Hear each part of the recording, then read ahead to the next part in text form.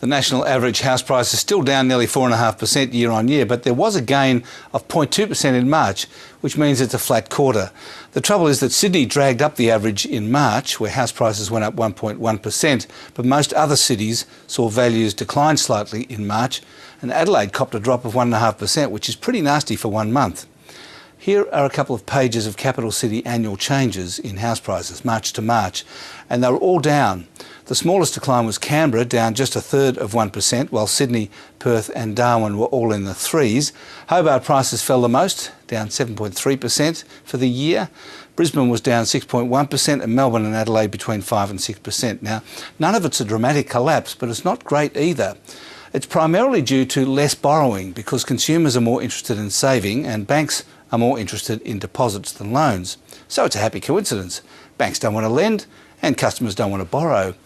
The same thing is affecting new home construction. Building approvals fell very sharply in February, down 7.8% overall and 16.6% for apartments. Here's a chart of these numbers and you can see that house approvals have been in a gradual trend decline for a decade. Approvals for flats have been flat for 15 years, which is amazing considering all the high-rise apartment buildings that seem to have sprouted up everywhere. Shares were flat today, and basically the story was resources up, banks and retailers down.